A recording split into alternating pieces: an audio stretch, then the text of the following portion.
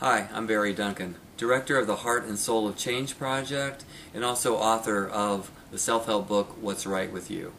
I'd like to talk to you about getting results in the therapy that you are receiving.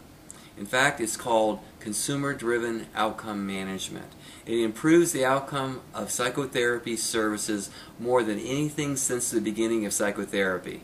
Pretty bold words, aren't they? Well, you know what? It's true. I'd like to tell you a story that illustrates some of the ideas that are behind this new idea of consumer-driven outcome management. It's the story of our first president, George Washington, and actually how he died. One blustery day, Washington went on his normal morning ride, and he came back and he developed a sore throat. And the sore throat got worse and he wound up going to bed, so they summoned area physicians. The first physician got there and administered the right treatment, the standard of care of that given day, and Washington got worse. The second physician arrived, they conferred, they decided to re-administer that right treatment, that competent delivered standard treatment of the day, and Washington got unconscious. He got worse. And then finally, the third doc got there and they decided to do it one more time, and by the next morning, Washington was dead. Now, what was that right treatment that he received?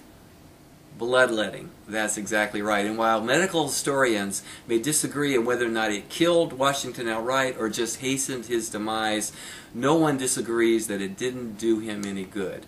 You know what? Those same forces that directed those physicians to continue an unsuccessful treatment still are available today in mental health services. That's right. People will persist in the treatment believing it's the right treatment despite unsuccessful results, despite your response to treatment not being positive. And you know what? It's your response to the treatment that matters. It's not whether it's the right treatment or not. It's only the right treatment for you if it helps you with the concerns and problems that you're bringing to the psychotherapy process.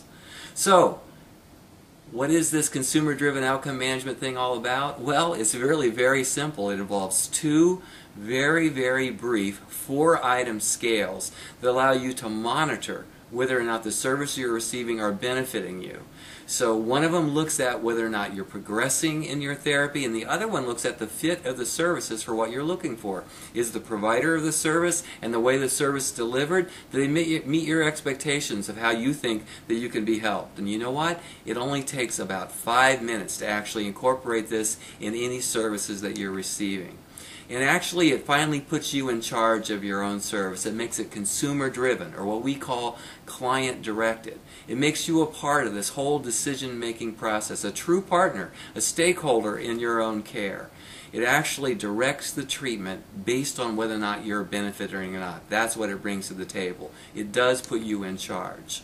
And this very simple process dramatically improves outcomes because it lets you know when you're not on the right track so that you can strategize with your helper and do something different or go on to another provider that may be a better fit for you. And you know what? When people do this in their treatment, it really improves outcomes. And let me just tell you about one huge study that I completed with my colleagues, Jacqueline Sparks and Morton Anker.